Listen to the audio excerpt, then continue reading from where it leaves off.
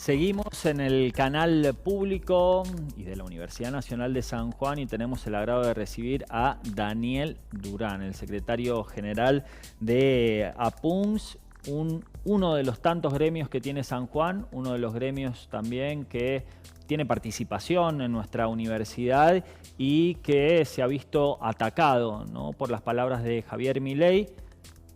Milei asegura eliminar el artículo 14 bis. ¿Qué tiene el artículo 14 bis? Nos lo va a explicar un poco Daniel. Daniel, bienvenido. Bueno, muchas gracias, Nicolás. Buen día, ¿cómo estás? Bien, bien.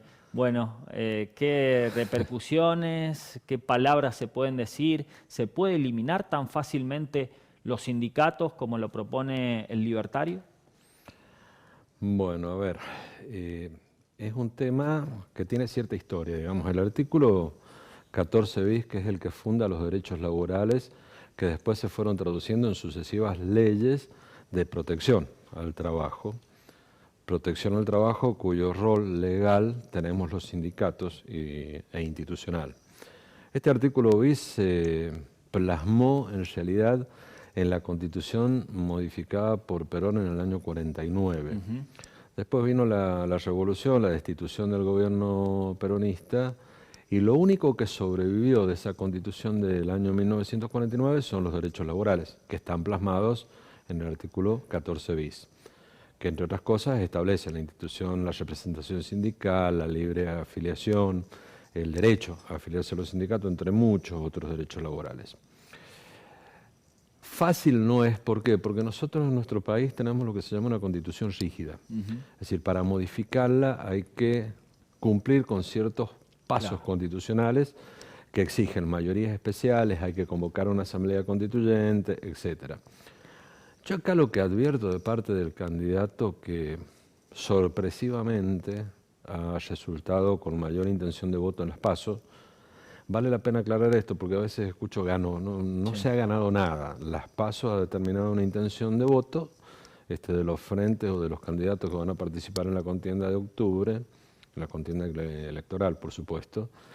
Y bueno, el candidato de La Libertad Avanza ha terminado con mayor intención de voto, lo cual no define nada todavía respecto a octubre. Claro.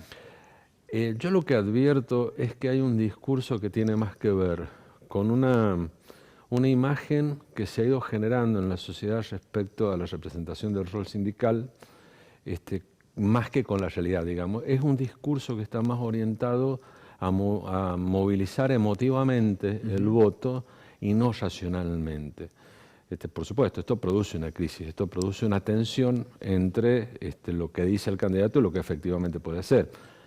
Porque yo pregunto, ¿estaríamos frente a un hecho inédito en el caso de que este candidato fuese electo presidente?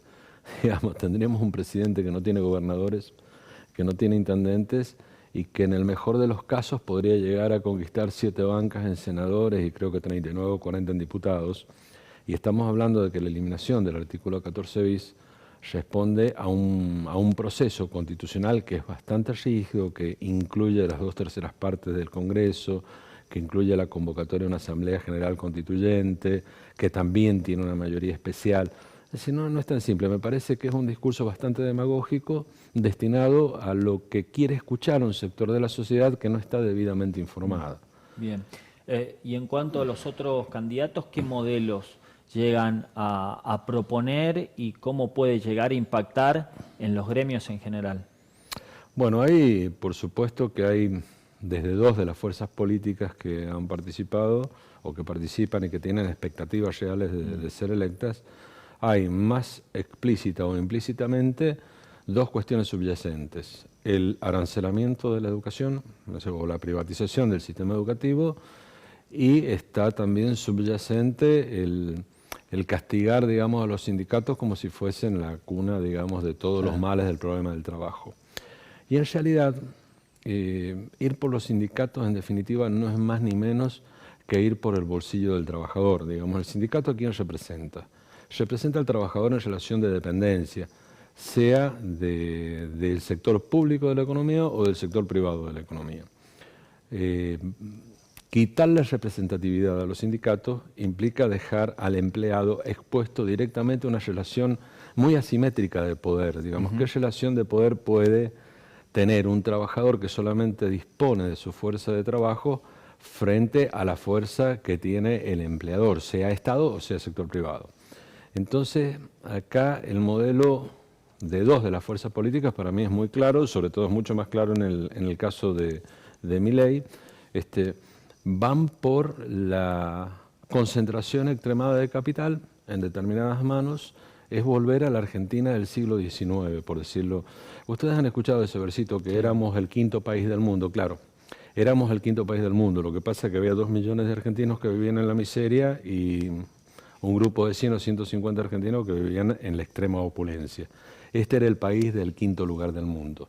Y es un modelo que Argentina hace muchos años abandonó y tomó otro de distribución, de justicia social y de equidad, de movilidad social ascendente, donde entramos a jugar fuertemente las universidades, de incorporación de ciencia, tecnología y desarrollo del conocimiento, y no solamente quedarnos en este rol de Estado primario productor agropecuario que algunos nos quieren imponer.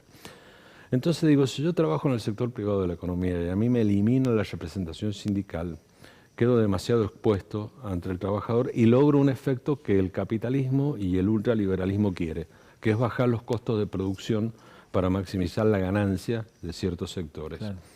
Y si lo hablamos del sector público, la eliminación de los sindicatos, sobre todo vamos a hablar de la universidad como caso puntual, tiene como rol lo que ellos llaman reducir el déficit fiscal. Para ellos nosotros somos un costo fiscal porque no nos ponen en su proyecto como un generador de PBI, de producto o valor agregado a partir de la producción científica y tecnológica, la cual es abundante. Digamos, se manejan muchos datos inequívocos. El ataque al CONICET es un ataque que ya vivimos en la década de los 90, porque, a ver, hay un candidato que propone la dolarización. Claro. Argentina ya la tuvo, llamada ley de convertibilidad, durante todo el año 90. Con el plan Bonex que empezó. El plan Bonex explotó con De la Rúa, hubo confiscación de depósitos, hubo quita de salarios.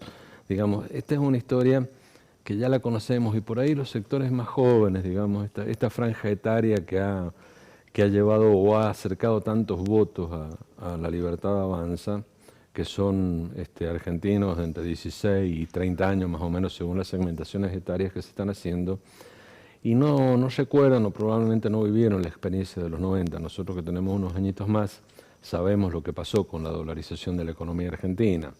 Se cayeron las pequeñas y medianas empresas y atrás explotó el desempleo con el casi tasa del 25% cuando se entregó el gobierno. Digamos, se demolió todo lo que es el aparato productivo nacional. Inclusive los mismos sectores exportadores empezaron a pedir la salida de la paridad o de la dolarización, claro, porque no podían competir con los subsidios que sí tienen los estados extranjeros para fomentar sus importaciones. Digo, sí, es un esquema complejo donde el candidato más votado lo reduce a una expresión de viva la libertad y utiliza una palabra que a mí me parece bastante inadecuada. Produce un reduccionismo que es propio de los dictadores, ¿no? A mí me llama la atención y me preocupa. Y asusta. ¿Sabe qué? Haciendo parangones, hay algunos hechos históricos que provocaron hechos muy complejos en la humanidad, que empezaron con discursos así muy simplistas y terminaron haciendo unos grandes caos a nivel o escala mundial. Daniel, muchísimas gracias por haber venido acá a Sama. No, muchas gracias a ustedes por invitarme, ha sido un placer.